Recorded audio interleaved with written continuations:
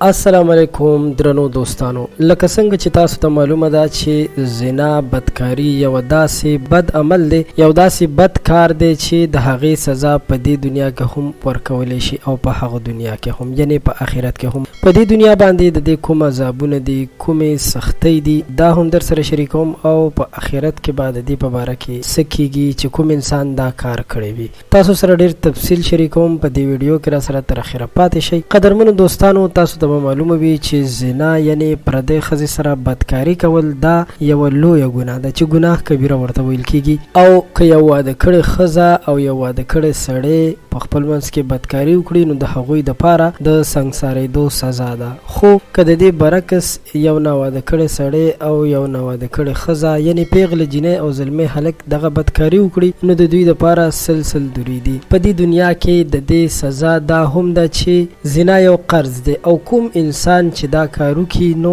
د هغه د کورنۍ نه یعنی د هغه د زوی، لور، مور یا د هغه د ښځې نه او یا د هغه په اهل اولاد کې به دغه د زنا بدله هغوی ورکوي. ورسره دا هم په یاد ساتل پکار دي چې کوم انسان بدکار وي، زناکار وي، نو دغه انسان به د هغه په عمر کې به هم برکت نه وي، د هغه د مخ نور به هم نه وي او هر وخت به ستړی وي. د ایډز غوندې بیماریانې هم هغه ته راتللی شي، ځکه چې کوم انسان دا بدکاری کوي نو دته یو قسم HIV ایډز دغه وایرس منتقل کیږي چې دا یو قسم وایرس دی او دغه لارې نه دته نور هم لوی مرضونه، لوی بیماریانې ودرېدلی شي. په آخرت کې به هم داسې انسان سره الله پاک ډیره سخته معامله کوي. نو که هر څوک داسې کارونه کوي، په کار ده چې توبه ترې وباسي او د خپل اهل او اولاد حفاظت وکړي، ځکه چې کوم انسان دا کار کوي او توبه هم نه وباسي، نو د هغه د اولاد نه به د دې قرض اخیستل کیږي. ستاسو مننه کوم چې تاسو موږ سره د ویډیو تر اخره پاتې شوئ.